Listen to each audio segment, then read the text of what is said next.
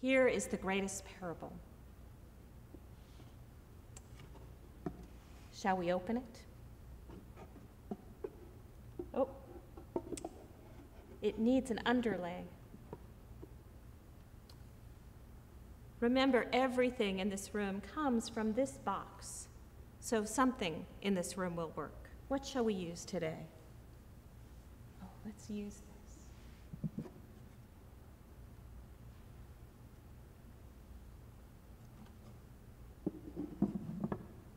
This will be good enough. It might not be quite big enough,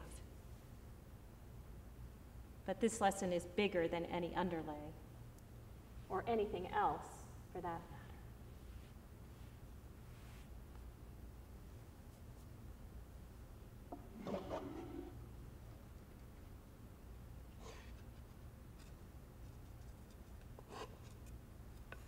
Here is the Annunciation.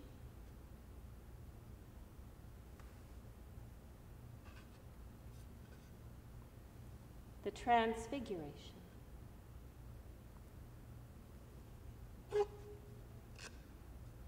And the Resurrection.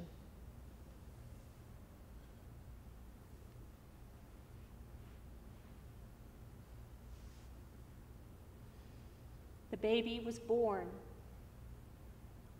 and he grew to be the man called Jesus. And when Jesus was about 30 years old, he went out into the desert to discover more about who he was and what his work was going to be. And when he came back across the River Jordan, he went home to the synagogue where he had worshiped all his life. And he read to the congregation from the scroll of Isaiah about the coming of the Messiah. When he was finished, he rolled up the scroll and gave it back to the worship leader. And then he said to the people, "Today, this scripture has been fulfilled in your hearing." The people of Nazareth did not like that. It sounded like he was saying that he was the Messiah. But they knew that he was just Joseph and Mary's son, not God's son. They wanted to throw him over a cliff. They were so angry. But Jesus just calmly walked through the crowd and up into the hills. And he thought to himself, a prophet is never honored in his own home.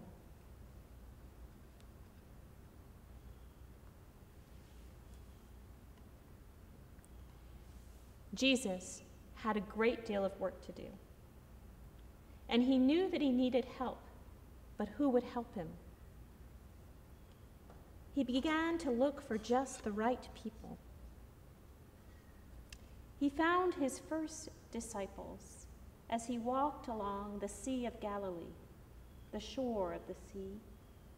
They were brothers, and they were fishermen. Peter and Andrew were casting a net into the great lake when Jesus walked up to them and said, "Follow me, and I will show you how to fish for people." Next, he found James and John. They were in a boat with their father Zebedee, mending nets, when Jesus walked up to them and said, "Follow me." They climbed out of the boat and followed him, with Peter and Andrew and then the others. Soon there were 12 disciples. They had a great deal to learn, and so Jesus began to teach them.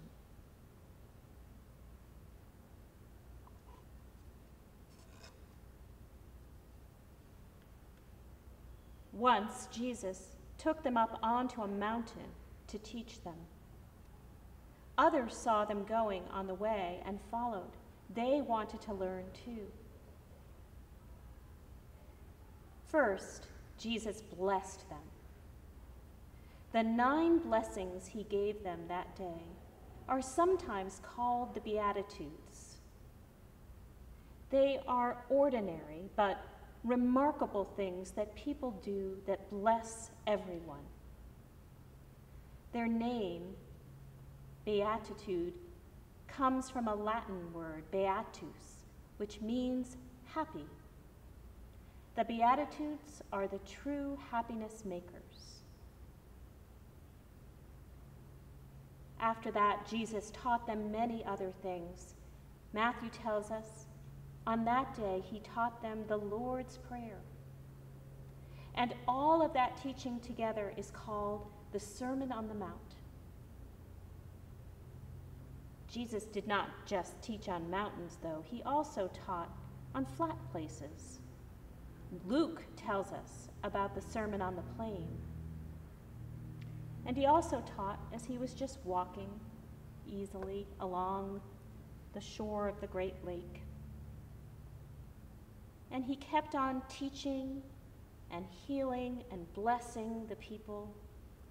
And as he walked along the shore of the great lake, he grew weary.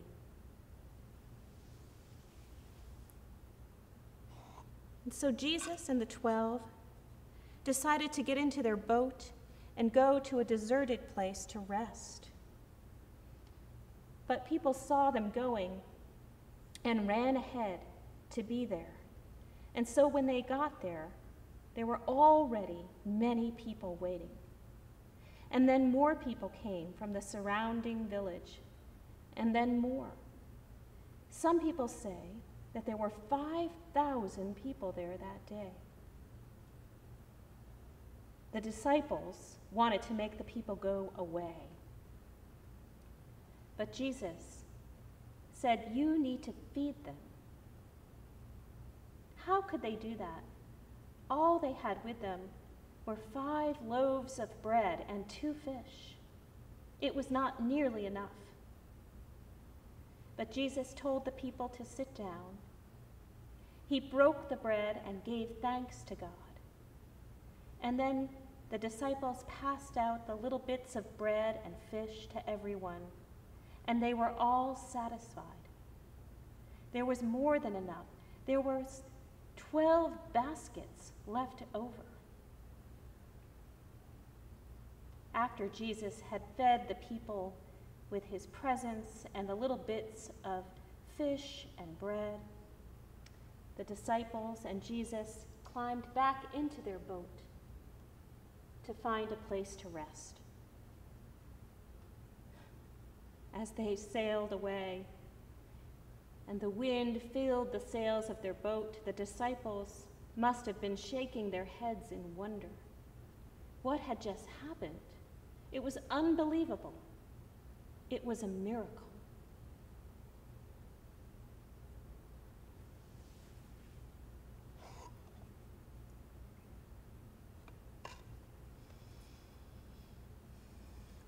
Now, it was the harvest time, and the fields of grain were yellow and ripe. The grain was ready to be cut and harvested. And as Jesus and the 12 walked through the grain, some of it must have fell off. The heads of the grain were heavy with seed. And they must have picked some of the grain up and begun to chew on the seeds. The seeds are hard but chewy and taste good when eaten out in the fields. By now, there were always some Pharisees following Jesus. They were curious about him and wondered what he was saying and doing. They wanted to be sure that he was keeping the Torah, the law of Moses. They cared about the Torah very much. And today was the Sabbath day. And in the Torah it said, you must rest on the Sabbath. They wanted to be sure he was keeping that law. And when they saw the harvest, when they saw the grain falling to the ground, they said, aha, they are working. They are harvesting the grain. and they ran to yell at him to tell him that he was breaking the law about resting on the Sabbath. He listened to them and said, yes, they were walking through the grain, and some of it fell to the ground, and maybe they ate some of it, but they were not harvesting. They were not working. And then Jesus said, the Sabbath is made for people to rest and come close to God. People are not made for the Sabbath to keep its rules. The law is not God. So worship God and not the law.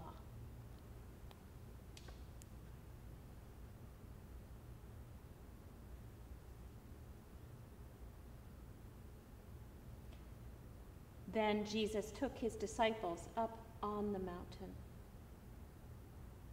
And there is so much more. But this is enough for today.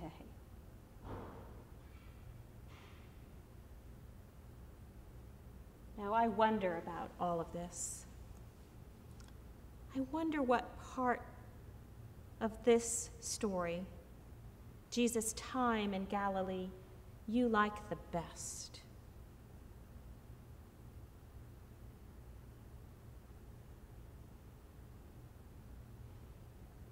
And I wonder what part is the most important part.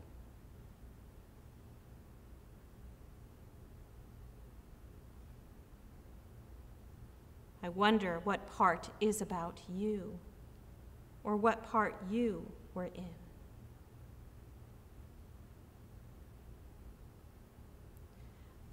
I wonder if we could leave any of it out and still have all that we need.